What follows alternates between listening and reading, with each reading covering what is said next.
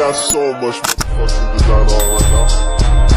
Bring it down, bring it back, make it clap. I got 3 old thoughts, I'm a dog, bitches on my line, and you know. Before speaking, learn to think first. Before acting, learn to think first. Area Pandora Fantasos. Noxious Medusa.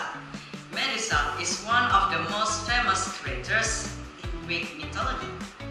A gorgon, one of 3 terrifying sisters who had snakes for hair, long sharps, claws and teeth.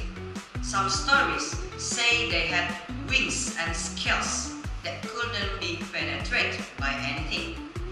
Looking into Medusa's eyes would turn you to stone. And Medusa is the most famous gorgon. Although the depiction is very frightening, some myths explain that Medusa wasn't originally a scary and terrifying creature. Medusa used to be a beautiful woman, and her beauty attracted anyone's attention, including Poseidon. One day, when Medusa was visiting one of goddess Athena's temples, Poseidon approached her and made love in the sanctuary, not the holy scripture, an act that was disgraceful and unacceptable to Athena. The angry Athena transformed Medusa into the terrifying monster known today. However, the curse of this punishment did not satisfy Athena, who then helped Perseus. The story of Perseus versus Medusa I will tell more completely in Perseus, the Clash of Titans. To kill Medusa. Many may not know that Medusa had a child named Casus from Hephaestus, god of fire and blacksmithing. Casus was a fire-breathing monster, sometimes depicted as a 3-headed giant. Casus lived of human flesh and decorated the cave where he lived with the bones and skulls of his victims.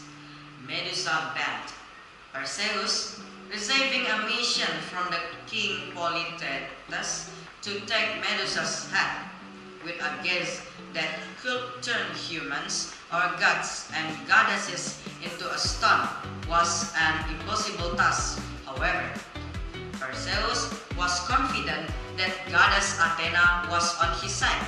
Perseus would win.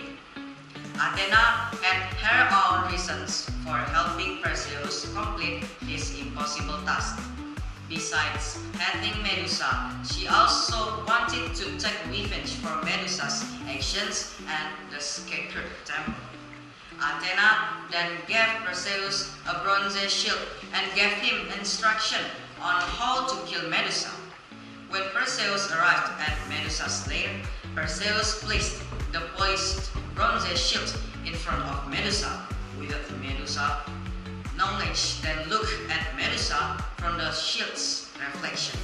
Because of the shield's reflection, slowly Medusa turns to stone, and before her entire body became stone, quick as a lightning, Perseus beheaded Medusa. Perseus knew that he would never have succeeded without the help of goddess Athena. As the highest tribute to Athena, Perseus mounted Medusa's head on Athena's shield. Medusa's head greatly helped Perseus in various battles, because Medusa's had the power to paralyze enemies. Some myths say that Perseus didn't have to rely on the reflection in his bronze shield, because the reflection from Perseus' shield would only be useful when fighting against his opponents. If not, the reflection from his shield would not release the stone curse. Long before Perseus became powerful because of his shield, after beheading Medusa, 2 children appeared named Chrysaor and Pegasus. The result of Medusa's love affair with Poseidon. One myth tells that both children were born when drops of Medusa's blood touched the sea. Some myths say Pegasus was born from Medusa's blood and Creusaur was born from Medusa's neck. Van John quit the creed, apprentice a pencil before writing. Learn to think first. Nicholas Julio Bernices. Thank you. Please like, comment, and subscribe. Friends, goodbye.